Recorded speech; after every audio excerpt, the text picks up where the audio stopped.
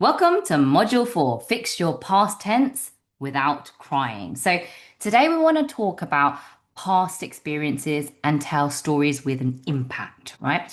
The goal of today is to learn a little bit more about past simple, past continuous, and irregular verbs, okay?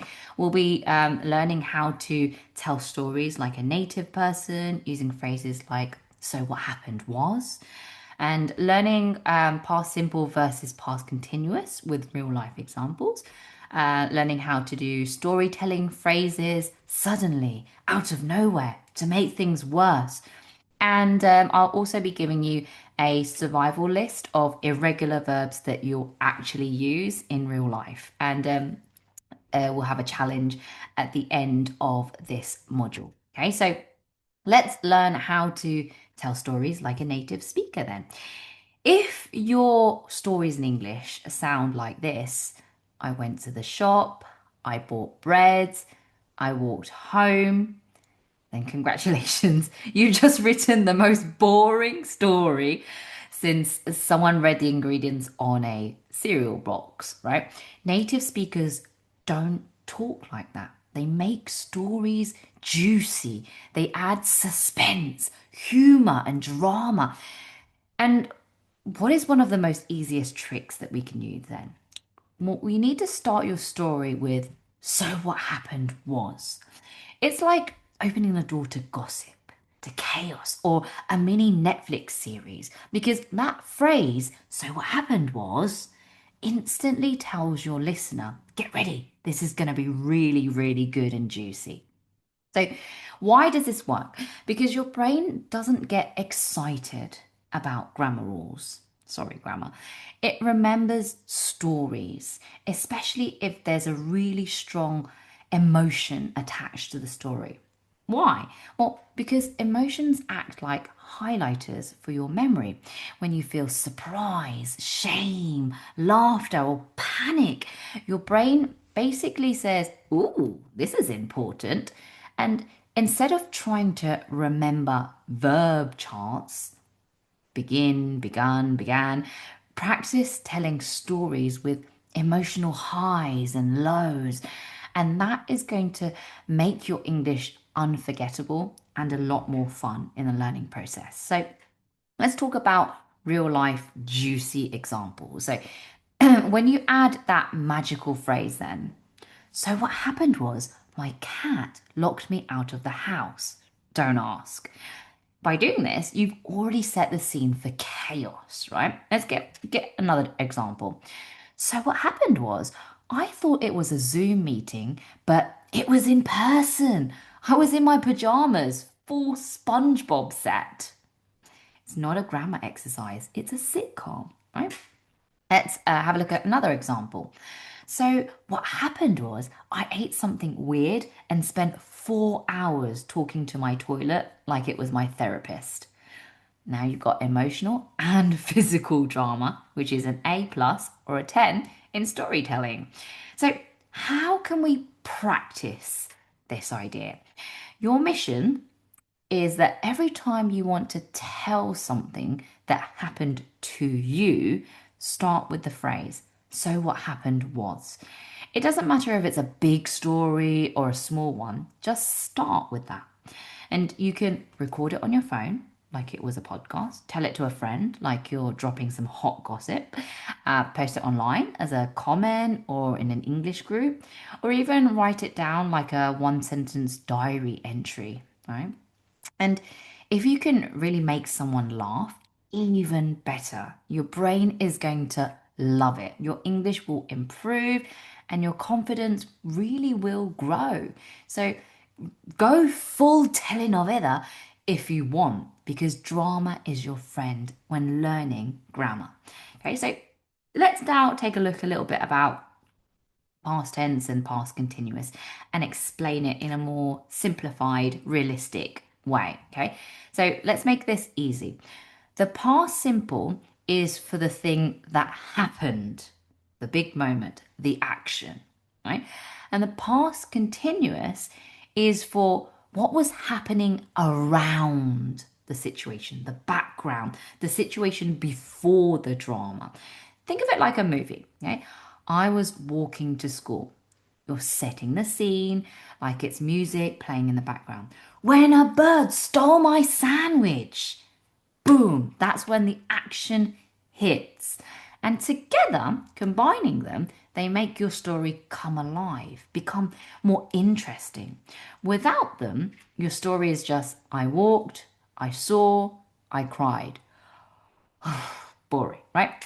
So let's take a look at how we can integrate this with memory, right? So we want to make it silly.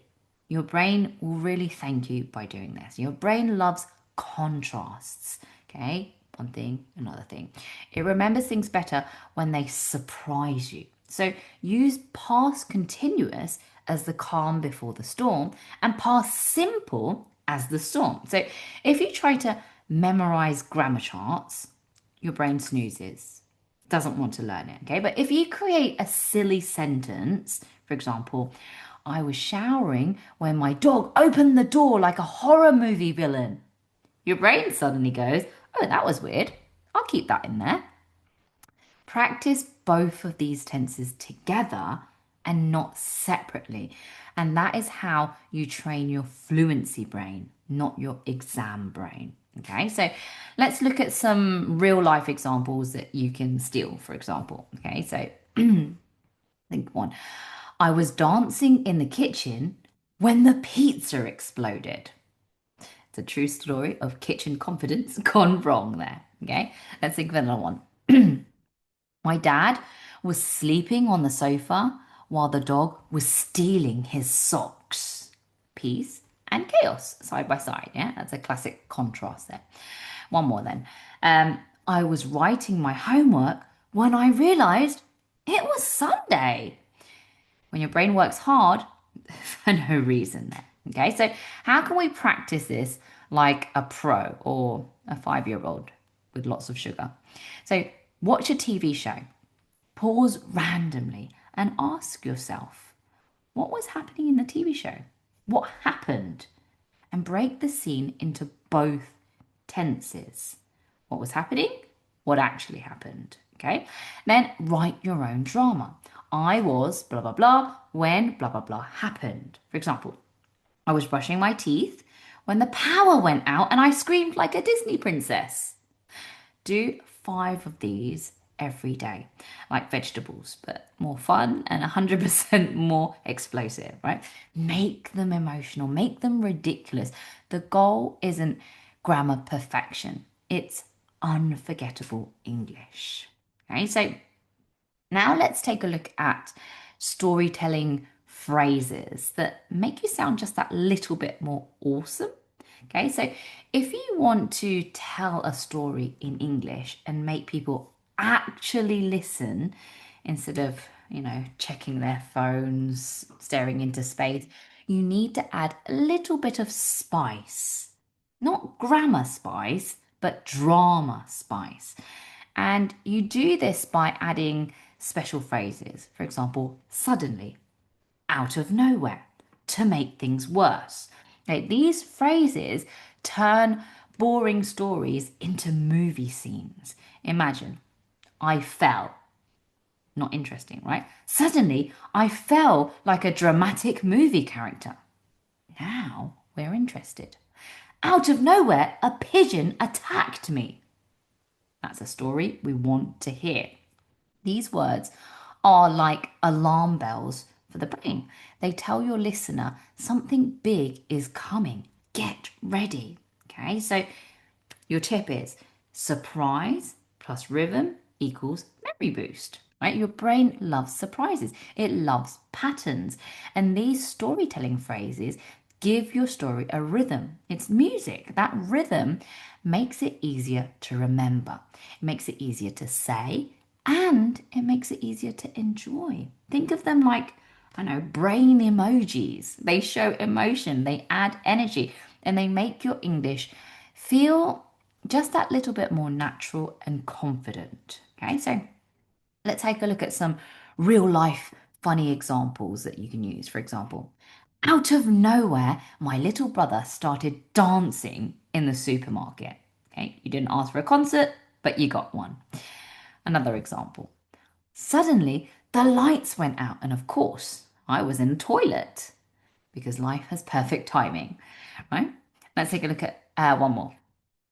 To make things worse, I forgot my presentation and my trousers were inside out. That's not a story. It's a horror film waiting to happen. Okay, so how can we practice this then? We want to practice this like we're drama kings or drama queens, right? We want to turn it into a fun game. And here's how we can make that happen, right?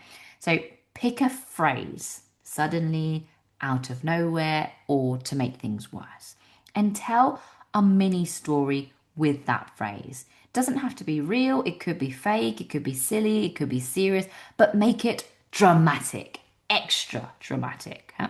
Make up some fake news headlines that you can practice. For example, suddenly Carmen found herself on stage giving a TED talk in pajamas. Another example. Out of nowhere, a chicken crossed the road and stole my chips. Do this every single day, and your English will definitely start to sound more exciting instead of robotic. Even if your real life is calm, your English life can be pure telenovela. And that, my friend, is how you become unforgettable. So let's take a list. Let's take a look at the survival list that I mentioned before of irregular verbs that you're actually going to use. Okay, so let's be real. You don't have to memorize or remember 300 irregular verbs in English unless you're, I don't know, traveling through time and you want to write a Shakespearean fan fiction. Most of them are completely useless in everyday life anyway. What you actually need is a core list of irregular verbs. There's about 20 irregular verbs that show up all the time on repeat every single day in every real life conversation, in movies, emails, arguments with your siblings. And those 20 verbs are your survival kit. You learn those and you're going to really sound like you're fluent really fast. So your starter pack then. These are the irregular verbs that you need to remember.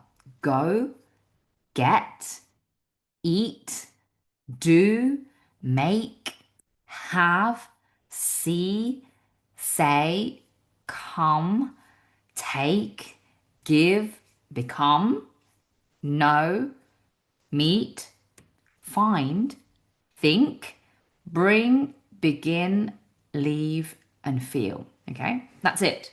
Those are the verbs that you're going to need to tell stories, to describe your day, to complain about Mondays, or dream about pizza. Okay, learn them. I'll put them in the comments below as well. So let's take a look at some brain science then. Um, stories, like we were saying before, are definitely going to be lists every time. Okay, your brain hates boring. It loathes boring. And guess what? Lists are boring. Okay, reading go, went, gone 10 times in a row is like chewing on paper, right? Your brain loves emotion, it loves humor, it adores a really good story. So if you take those verbs and you drop them into something weird, something wild, something embarrassing, your memory is going to hang on tight like a child with a bag of sweets. All right. For example, which one are you more likely to remember? Take, took, taken, or I took a nap. I woke up in a different city with a sombrero and a raccoon in my bag. Exactly. Option B. Option B is weird. It's weird and it's memorable. And that is how you hack your memory. Right? So let's take a look at some hilarious real life examples to put this into context then. Let's bring these verbs to life with some drama. I went to the dentist. He took one look and ran away. You know it's bad when the dentist is scared, right? Another one. I ate my brother's cake and pretended I didn't. Denial is a key ingredient in family survival. And the last one. I had a dream I was Beyonce. I felt fabulous. Not grammatically necessary, but emotionally essential. So these stories use common irregular verbs, but they don't feel like you're practicing grammar. They feel like scenes from your own sitcom, from a TV show, and that's exactly the point, right? So, how can we practice like a memory master? Well, here's your daily challenge that you can do. What you should do is pick 5 verbs from that list that we just mentioned, just 5. Don't get greedy, okay? Write their past forms, go, went, gone, for example, yeah? And then create a crazy sentence with each one of those, yeah? The weirder, the funnier, or the more dramatic, the better. And as an extra bonus, make it personal, add names, add places, or add real life chaos to it. Okay. And then say it out loud. Record yourself saying it and say it again tomorrow. Okay. That technique is, as we saw in the previous modules, it's called spaced repetition. Your brain learns better when you repeat things after a short break. And then when you combine that with emotional humor, it sticks like glue. So stop memorizing boring lists. Start writing your own sitcom, your own drama. Your grammar is going to thank you for doing that, and your memory is going to love you. And your English is going to finally sound like it's alive. Okay, so let us go on to the challenge part, right? So, what we want to do is tell a true story or a totally made up story. Yeah, it's your turn. It's time to cry with laughter, not with frustration. Okay, what you need to do is tell a story with a past simple, past continuous, irregular verbs, and at least 2 juicy expressions. Suddenly, to make things worse, okay? It can be real or completely fake, okay? What we want is emotion, surprise, plot twist. Imagine you're on a reality TV show, okay? And remember, you become fluent not by knowing grammar, but using it under pressure. Storytelling is practice plus pressure plus personality. It tricks your brain into working faster without real danger. Okay, so ideas that can help you get started. So, what happened was, I thought I was texting my friend, I sent the message to my boss. Another example. Out of nowhere, I became famous for sneezing on TikTok. And a last one then. To make things worse, I was wearing socks with bananas on them. Okay, record your story. Record it on your mobile phone. It's the best thing to do. Okay, start with so what happened was, post it in a comment, share it with a friend, or tell your mirror, and act it out with voices, gestures, like in a sitcom, a TV show. Yeah. So let's wrap up this module number 4 with a big and dramatic, and that's what happened. Because even though this was a really short module, it's one of the most powerful modules in the series. Yeah, talking about the past isn't just about dates and dry verbs. It's how we connect, how we laugh, how we cry, and how we remember. Whether you're telling a friend about an embarrassing moment, sharing a life changing experience in an interview, your past stories, they matter. And when you learn to tell them well, with emotion, with rhythm, with real expressions, then you become fluent in a way that textbooks can't teach you. Okay, traditional methods, they usually just give you a boring list, go, went, gone, 100 times in a row, and then they ask you to fill in the blank like a robot. Yesterday, I blah, blah, blah to the park. But that's not how your brain works. Your brain doesn't learn through repetition alone, it learns through meaning, emotion, surprise, right? If you connect a verb like fell into a hilarious story about falling off a chair in front of your crush, then you'll never forget it. And that's the difference. We're not just studying verbs, we're turning your real or fake life into the world's best language teacher. And this way of learning is so much more dynamic and so much better because it's natural. Humans have told stories since the beginning of time, before grammar books, before schools, before TikTok. When you use storytelling and drama to learn, you're doing what your brain was built for. You stop memorizing and you start experiencing English. You stop translating, you start feeling the language. And honestly, it's a lot more fun than writing go, went, gone until your hands fall off. So go and tell your story and make it one that your brain is really going to remember. Go and try it out. Don't just study English. Hack it like an English hacker. Your future fluent self is waiting, and they speak way better than your old grammar book ever did.